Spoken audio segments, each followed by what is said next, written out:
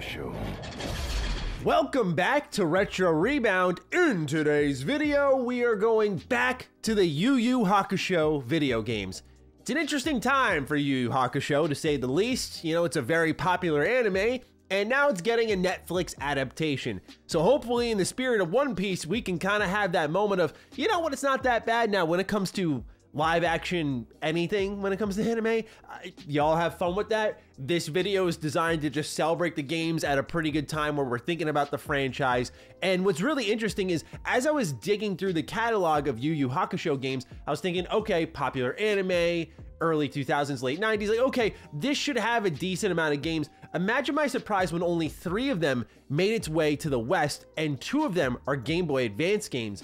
I was very, very taken back by this because I got to Yu Hakusho super late, and I can't act like it's my favorite anime. I can't act like I've seen a ton of it, but I only was aware of it and got into it very late in my life. So I was thinking, oh man, we're gonna dig through so many games like DBZ or Naruto like we do here.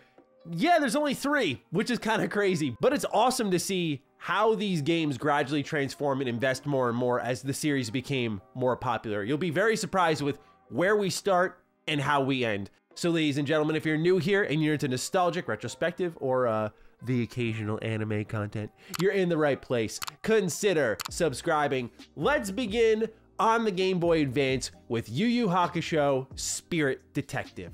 So the game begins with Yusuke, you know, ticked off as you'd kind of expect. He's skipping school, his mom is also staying home, and he's giving her crap, she's giving him crap. It's a pretty toxic relationship here. So he threatens to leave the home and go beat up a couple of people, and that's exactly what he does. So once you leave, you are greeted with a pretty ferocious art style that, look, I love pixel art, but these are the moments where pixel art can haunt you. I think of like Dragon Ball Z Taiketsu, where we talked about that here on the channel. Like, just tall figures and pixel art does not work for me. You need to make them nice and square and cute and chibi, which the next game we'll talk about does that. Simply put, the art style doesn't read well here. It definitely appears like a game that I would see on store shelves when I was a kid in the early 2000s. Oh, I love Yu Hakusho. I pick it up, I throw it in there, and it just does not evoke much of the show at all. The combat is very Legacy of Goku 1-like, which y'all know how I feel about Legacy of Goku 1. Love the sequel, love Boo's Fury, but Legacy of Goku 1 is the definition of, man, I want to love you, but I just can't. With the way damage output is done, the way combat's done, the walking in circles, punching a couple enemies, running away. It's like you only have one job in a Game Boy Advance beat 'em up. It's really hard to mess it up, but unfortunately, I think Yu Hakusho Spirit Detective does that. The damage balancing isn't great. You fight the same looking dudes who I can barely tell who they are every step of the way. You occasionally fight a spirit, but yes, the story carries you to a point where you end up saving the young boy that leads to Yusuke dying and eventually bargaining to get his life back, becoming a spirit detective. And so the story really begins there, but then he starts taking over his friend's body. So now you're playing at one point as Kuwabara, and the combat's the exact same, the locations are the exact same. You know, this top-down kind of camera perspective reminds me a lot of the Tony Hawk games on Game Boy Advance, which were definitely like the moment of gaming bargaining for me, of like, this is definitely not as good as it could be, but I guess I'll take it. And I think that's the same vibe I would have here if I played this game as a kid. So yeah, Yu Hakusho Spirit Detective on Game Boy Advance. Let's just say, really happy I didn't splash on a complete box experience for this one, just because, you know, when it comes to these GBA games, if you don't know, I'm very picky with what I put on my shelf. So we have the manual, we have the cartridge. Let's go through that and get into the next Yu Hakusho game. All right, let's begin with Yu Hakusho Spirit Detective Game Boy Advance. We do have the manual here. I got pretty lucky with all of these in that I was able to find everything separately without the box, and it was way cheaper that way. Anyway, the manual, let's kick it on open here, where unfortunately no inking to be found. Definitely a missed opportunity for such an old game. They were cutting costs right from the get-go, as I've shown with the art style for the game. You see a breakdown of the prologue here. 14-year-old Yusuke Urameshi is the worst student at Sarayashiki Junior High School, and so on and so forth. We know how it all goes. The getting started, the saving and loading, your basic Game Boy Advance breakdown here, your status bars, and what have you. Gaining experience, you can talk to characters in the world, you can find some very, very small amount of power-ups here, health, experience, and energy. combat is simply A button to throw punches and kicks, B button for spirit weapons, R button combined with the A button for advanced spirit attack, and R and B for advanced ultimate spirit attack. Then you have the hero profiles. Not crazy about the art they used here because you can just tell like very stretched out, blurred imagery, something that they do erect in the next manual that we're going to go through here. But yeah, it goes through all of the main characters that you know and love from Yu Hakusho here. And I love how Kaiko actually has just like a very little 2-sentence description here. And then it goes to the credits here. Now, the funniest part of this manual to me is the back. I did not know this when I referenced this game, but yeah, look what Atari was promoting. The very game that I compared the art style to, Taiketsu. So yeah, a whole lot of mid here in this in this manual. Now, what also came with this is a poster. This is something I can always appreciate, and especially because this logo here, not Yu Hakusho, although you can see here, pretty nice poster, but this logo here, this Game Boy Advance logo, nothing fills me with more nostalgia than that. But yeah, pretty cool poster. The backside has a nice breakdown of all of the characters and their respective bio, their respective portraits, which is nice and cool. You know, this type of stuff was what Atari was really known for when they were doing the GBA games, because each of the Dragon Ball Legacy of Goku games also had these kinds of posters. So not bad for everything you get. Not really the most expensive complete box copy, but definitely not one that I loved enough to justify the shelf space. Next up on the list, Tournament Tactics. So this one, they immediately correct the art style. It reads a lot better, it looks a lot better, and the gameplay is massively improved here. Now, I don't know what the idea was going from a action game, if you will, a beat 'em up game that didn't feel great at all, to like, oh, let's do turn-based tactics and really slow things down. But whoever came up with that idea, great choice. So this is focusing on the arc leading to the Dark Tournament, and it is actually a really great game with a decent amount of mechanics. Now, it's a bit slow off the start. The game gradually brings you into more and more difficult fights, but your first few are going to be tutorial based. Then it might be fighting one enemy in the battle ends, and it's fighting 2 enemies in the battle ends. Then you get like 1 extra party member, you fight 3 enemies in the battle ends. But as it grows and grows, there's more complexity added to it. So just like any tactics game, you can move around this board. Different characters have different amounts of moves per board, and you can actually change that because when you beat up enemies, you gain XP, you're going to level up, you can add movement, you can add to your spirit, unlock new moves there, you can add to offense, unlock new moves there. Different characters specialize in different areas. We were talking about Kuwabara earlier. He's better with more offense, where Yusuke is better with more spirit. He has more range, so Yusuke doesn't need high movement, where Kuwabara wants better movement, right? So now you get the feel here of like, oh, there's layers here, there's strategy, there's depth, and yes, like even down to the combat, it's little things like, oh, if you're standing to the side of an enemy and attacking them, or from behind them, you're gonna do extra damage. That type of stuff goes a long way with me. You also have the ability to focus, so sometimes you'll defend, sometimes you'll charge your energy. Kind of reminds me, I'm pulling from every random game in the book right now, but I feel like that's the best way to explain these otherwise very simple experiences. It reminds me a ton of the Divine Knight battles in Trails of Cold Steel, for the few of you who have played it. Like, you don't just use items to gain MP back, for example, or skill points back, you just charge, and so you have to spend a turn, so you have to be a little bit strategic with when you want to spend all of those skill points or those mana points to use these special spirit attacks that are really powerful. So I just like that there are layers here, and your party gradually grows, and you'll be able to select from different team members and drop into battle. A lot of the storytelling is done with, like, I wish they could at least change the illustration in the background, but there's these text boxes that are just layered on top of each other, like one portrait on the top left corner, one portrait on the bottom right corner, and they're just kind of flickering back and forth. So yeah, it definitely doesn't do much in the storytelling department. It feels very much conservative there, where all of the resources were spent on the combat. But when you compare it to Spirit Detective, I mean, this is a pretty good leap forward, in my opinion, that I found it quite fun to play, tolerable even. But I was left thinking, okay, we're at 2 out of the 3 games here. This is a popular show. Games were cheaper to make back then. Like, where's the investment here? What's going on? Like, where's the big one?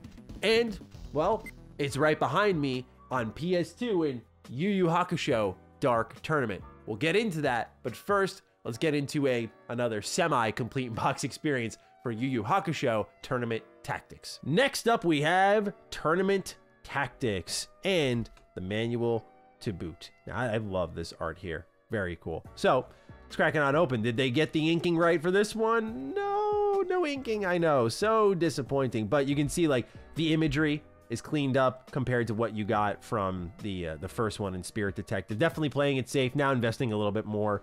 Same breakdown here, how he was, having a typical day, cutting class, got into a fight with his rival. He's got to keep a reputation as the toughest guy in town, gets hit by a car, you know how it all goes. Anyway, they break down the objective of the game, how each millionaire assembles a team of 5 fighters, and the teams fight to the death, and that's what brings your team together. And so here they go through the item menu, the maps, the action menu, the attack menu, just so many mechanics in this game compared to the first one. So much more art compared to the first one. This was made by a different development team, whereas Screaming Games LLC worked on the first one. This was more of a internal effort from Atari. You can see all the characters and the skills getting broken down here. All the characters you can unlock too here. So there's a lot more than the first game that's playable, and then you're already at the credits here. And what are they promoting on the back but more goated games? Boo must be stopped. It will take all of your skill, teamwork, and training to take down the evil Boo. Available now. Talk about a throwback there. So anyway, that is a semi-complete in-box copy of Tournament Tactics. So what's an anime without a good tournament, right? And that's really what Yu Yu Hakusho has become known for, right? The beautiful Dark Tournament arc. Now this game is a PlayStation 2 game, and as you can see, oh, the art style's better, and the investment's there, the voice acting is there, like it's all there.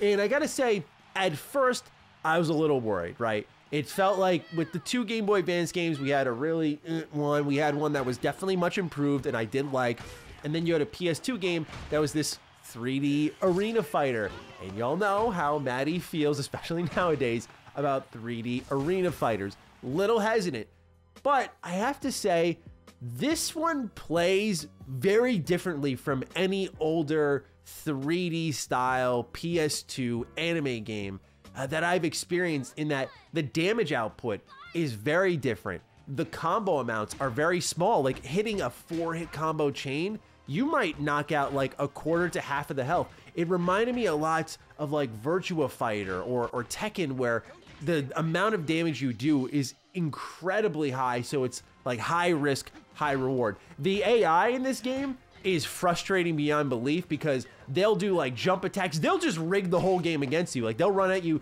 jump, do an attack that falls behind you that you can't block, and you can't rotate the block. So, oh, they can really, really piss you off. But otherwise, I was just impressed with how the combat wasn't so anime. At the end of the day, like I'm so used to Ultimate Ninja Storm and Dragon Ball, these thousands of hits in a row, but this one's like, nope, like 1, 2, 3, 4, kind of hard to pull off. A lot of inputs there, a lot of pausing to make sure you land those combos, and when you do, it feels incredible. Now for me, as a semi, if you will, Yu Yu Hakusho fan, I am naturally drawn to Kurama. I have a taste when it comes to anime characters, if anyone couldn't tell, right? I said Sasuke Uchiha, favorite bad boy in all of anime, love Vegeta. My friends, it's at this point, it's a meme in my group of friends where they just know the character I'm gonna like. So when I was first introduced to Yu Yu Hakusho, they're like, you're gonna like Kurama, man. I'm like, okay. I happen to really like Kurama. This transformed demon that's lived for hundreds of years, and I just love how the fighting style is captured with like throwing out the rose, taking out the whip, the combos that you can do, the amount of range he has. Like, it's just awesome. And what I love more than anything is something that if you watched our Ultimate Ninja retrospective, you'll know I was very much high praising Ultimate Ninja 1's unlock cadence. Well, in Dark Tournament here, they have the Dark Tournament Arc mode, and you're gonna go through that, and you're gonna unlock new modes, new arenas, new characters to fight as, new mini games. Like, this is the conduit that just expands the entire experience. So at the starting point, like, you have this main story, and you have the arcade. You can go train if you want, which actually I think is recommended. Like, when I went in blind, I'm like, it's an anime fighting game. But no, like, you need that tutorial. I genuinely felt I needed it. There's even little bits of depth, like holding down the square button, you'll just, as Yusuke, like throw 1,000,001 punches really fast. And that's where it feels really good, because it's a rarity, especially if you land it all. The combos in this game are just awesome to pull off. But yeah, like only really 2 modes to start things off. And naturally going through these 2 GBA games, I'm going, oh man, here we go. Like they're holding back again. They're holding back again. But no, like as you unlock new characters, the roster is quite sizable, which was something that pleased me greatly. And also you unlock these new types of matches, the survival mode. You'll unlock a tag mode where it goes up to 4 people. Like you can have 4 characters on your squad at once. I love this type of stuff. Like this just expands what the game is in a meaningful way and makes it where going through that story again is worthwhile. If I had I put this in quotes, a critique that I'm okay with these older PS2 games, but that if you look at, for example, Ultimate Ninja Storm Connections, which we just reviewed on the channel and I was not crazy about, they do reuse the anime entirely in between the fights. So you are quite literally reliving the anime and then playing out the fights. Art style wise, I think the game came out pretty sharp here. The approach going more cell shaded, I think gives it that more visual evergreen approach that you know Maddie's favorite term. We love visual evergreen games. That's why we love pixel art, we love cell shaded games, because you can just play these whenever and they look and feel great. This game also happens to have this weirdly addicting mini game. It's called the token card game, and pretty much you get these tokens that can do subtraction of points from nearby cards, and it's just a simple little octagon that you're just going to place these cards down within and try to subtract from your opponent's point total while increasing yours. And so you have to be very careful of like where you're going to place them. It's super simple and easy to understand. Like even if you don't have a full complete grasp of the rule set, you'll just feel it out pretty easily in a round or 2. It goes really quick, and you're actually going to unlock these tokens as you go through Dark Tournament and make decks with them. And so it's just like an unnecessarily cool mini game that's just here in this otherwise pretty surprisingly good fighting game. So there's a lot of meat on the bones. There's the arcade mode, as I mentioned earlier, where you're gonna go through and fight a lot of enemies. And I have to say one more time, the AI, the difficulty, oh, they are tough. They will give you a run for your money. Again, very much akin to Ultimate Ninja 1, which I said I was a pretty big fan of because the AI was a good, healthy challenge and there was a great unlock cadence here. And that's very much the case in Dark Tournament. So let's take a look at this complete in-box copy of Yu Yu Hakusho Dark Tournament for the PS2. Last one in the trio, Yu Yu Hakusho Dark Tournament for the PlayStation 2. A little bit of a holographic centering here. You can kind of see with the light how it plays with it. Pretty nice. The back of the box says, "Watch your back, demons don't fight fair. All of the characters, all of the moves, all of the danger from the Yu Yu Hakusho Dark Tournament Saga. Choose from over 25 characters and rise from underdog to ultimate champion. Leave your mark in 8 destructible arenas. Collect and trade powerful tokens to dominate your enemies in token challenges." So not too bad, but also I forgot to show this. The top of this, when I ordered it, has this little sticker here that just great throwback. I remember this used to be a super common thing. Now it's alongside here, and it's usually like a branding sticker, like it'll say Xbox or whatever. But to see this here, I don't know. It just felt like a proper throwback I wanted to call out. Anyway, here on the inside, we have the disc art, really cool with the silhouettes. And then we have the manual. Can they go 0 for 3 with no inking in the manual? I'm sorry to say, but the answer is yes. So no inking across all 3 of the manuals, no cool illustrations. Missed opportunity for sure if you're an anime game. Again, same breakdown here. 14-year-old Yusuke Urumeshi's having a typical day, cutting class and having arguments with his teachers and getting into fights with his rival Kuwabara. So yeah, you've already seen that a number of times. All of the modes here that you can unlock: arcade, skirmish. They have the token mode, the survival game, Dark Tournament Plus, an enhanced version of the Dark Tournament, includes additional cinematic sequences and token fights, which is pretty cool. The knife edge death match. So yeah, just lots of unlockables, as I said. Really a cool anime game, especially after the first 2. It feels like they really nailed it here. Ability icons broken down, all of the characters that you'll be able to play as and meet with their own respective bios. See, like, imagine if this was completely illustrated with like cool pictures in all of the corners. I'd love that. Anyway, we're already here at the back of the manual. Pretty thin one, all things considered. And then they're promoting on the back Budokai 2, my favorite personal Budokai game. So that is a complete in-box copy of Yu Yu Hakusho Dark Tournament. So that about does it for the Yu Yu Hakusho games. I feel like we've earned ourselves a bit of a smaller remembering video. When you look at what we've done this year for, you know, Assassin's Creed, massive series. Mortal Kombat, massive series. I mean, Spider-Man, massive series. And we have one more remembering video for this year that is another massive one. So we've earned ourselves a short 3 gamer, that's for sure. But I'm looking forward to seeing your thoughts down below. What do you think of Yu Yu Hakusho and its video games? Are you excited for the Netflix show? Let me know down below. With that, take excellent care of yourselves, and I will see you in the next Retro Rebound. Peace